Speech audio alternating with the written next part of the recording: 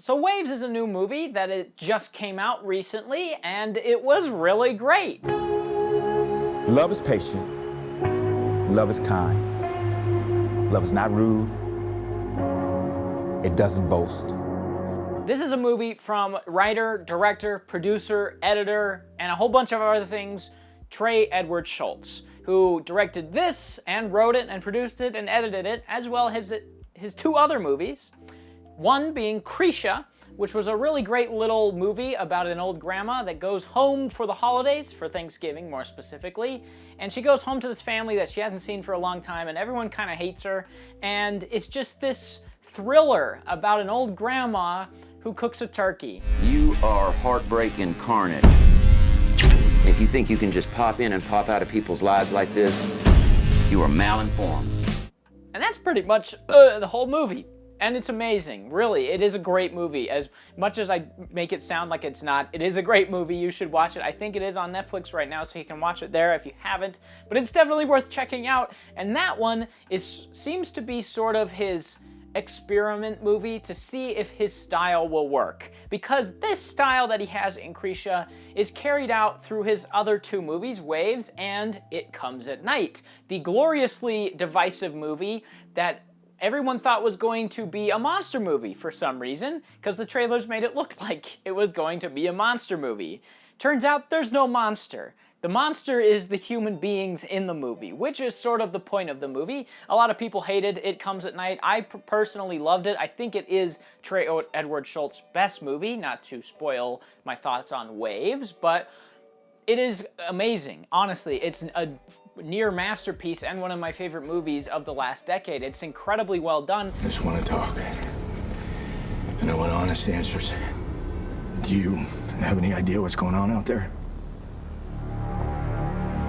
Waves is his latest movie, and it's similar to Krisha and It Comes at Night in that it is also something of a thriller, but with just characters. It's not a monster movie by any means, but it is a movie about a guy that is called a monster at a couple of points. It's a movie about a young family whose kid does some horrible, horrible things and goes to prison, and then you watch this family. And that's the movie. Spoilers, that's the movie. It's very simple, just like his other two movies, but Trey Edward Shultz is becoming a master of this character thriller, which is, I think, a new version of a genre. I think Trey Edward Shultz's work is a different genre altogether. There's very few movies like the movies that he makes. They're all very character-driven, but they're all nightmares. They're all horrible, horrible nightmares.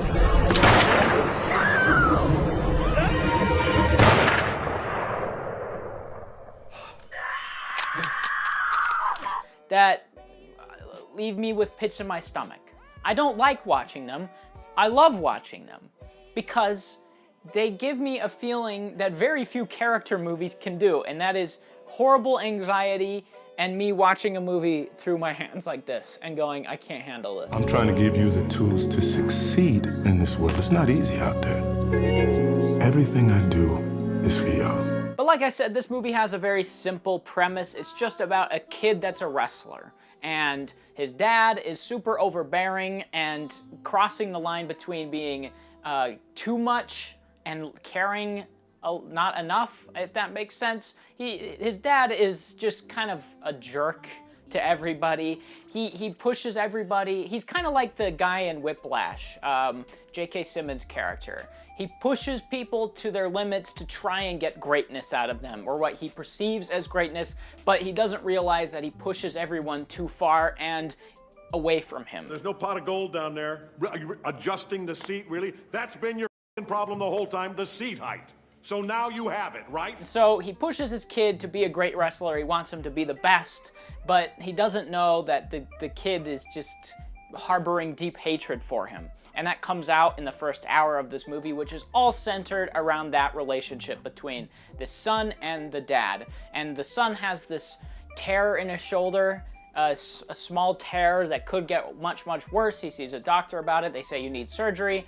We'll tell your parents. And the kid says, no, I'll do it. And of course, he doesn't, because he wants to get back into practicing and wrestling. So he goes to a match and immediately rips his shoulder up.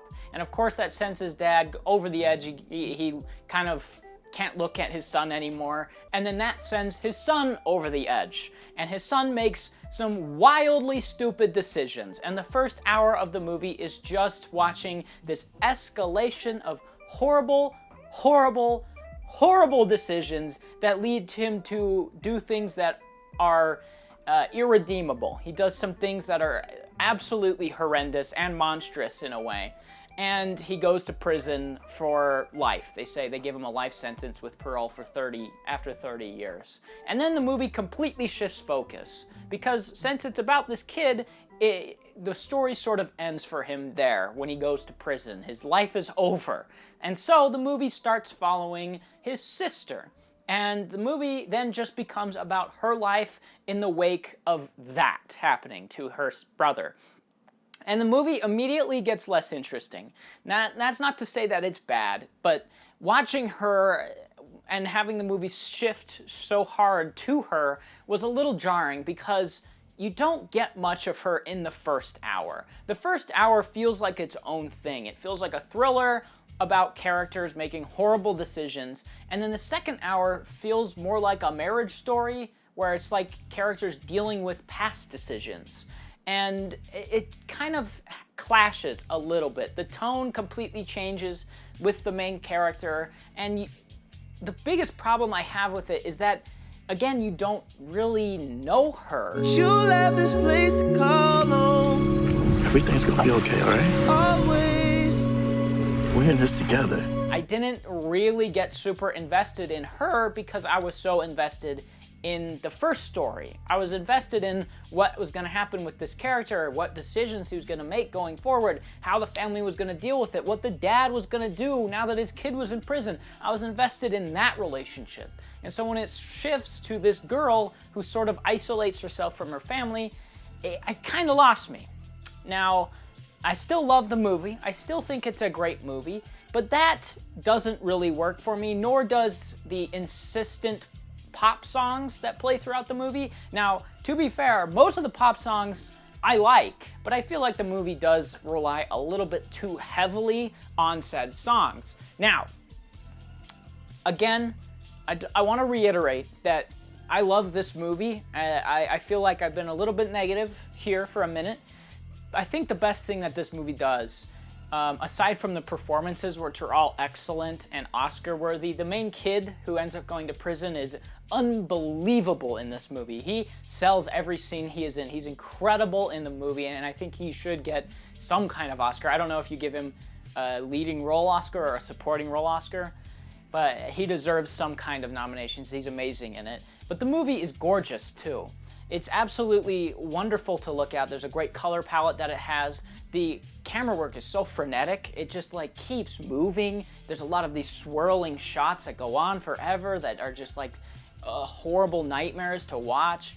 And then in the second half, it shifts to much more calm, collected camera work, longer shots that are wider, and that sort of emphasizes the characters. The first half is a nightmare, so it has much more nightmarish camera work and editing, and the second half is way more calm, way more empathetic, and that camera work, the editing, the tone, all reflects that beautifully. I think, again, if these were split into two different movies, I think I would like it more, because I think the first half is nearly flawless. And I think the second half is also nearly flawless. I think the second half is wonderful, but the fact that it's connected to the first half in a way where you have to watch them back to back, I don't think it works as well. And there's one big issue that kind of prevails through the whole movie, aside from the two different acts, the two different main characters, and that's the aspect ratio. Trey Edward Shultz has done it in his other movies, like I've said in It Comes at Night. It changes based on the nightmarish tone that the scene is going for. It goes a little bit more letterbox for the nightmare sequences, and then even more nightmarish or letterbox for the ending, which is horrible. But this movie completely changes it, and I don't really like it. I mean, I can see the point of it in a couple of scenes, but it changes so frequently that I'm not sure why they even did it. Because it starts off full frame, like this video. The movie starts off like this, and it starts off with them driving down the street, having a good time, and then as the first hour goes, the movie slowly letterboxes until it's incredibly tight at the character's weakest moment, which is a nice way of showing what the character is going through, I guess, kind of encapsulated in this aspect ratio as his life slowly crushes in on him as he makes more horrible decisions. The aspect ratio does as well, and I like that. But then, when it shifts to another main character, then it goes from letterboxing to square. And I went, okay, so now it's going to be because he's in a cell, you know, and now the aspect ratio is reflecting that he's boxed in. But then it changes to this different main character, and I went, okay, then why, though? Okay, but why do we do that? And then it shifts back to full frame at one point, and then I think letterboxed again. Maybe I'm wrong about the last letterbox, but I know it goes back to full frame when their life gets better. And I'm like, okay, I can see the purpose of it, but it shifts so often that it kind of got distracting, and I'm not sure I liked it. So those three things are the biggest three negatives for me. The aspect ratio switches, the main character switch, and the pop songs.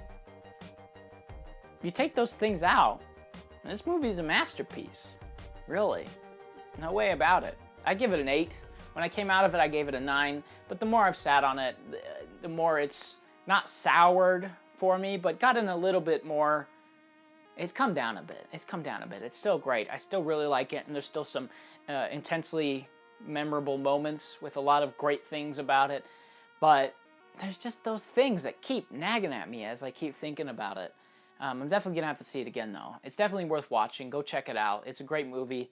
Yeah, it comes at nights better, though. Sorry.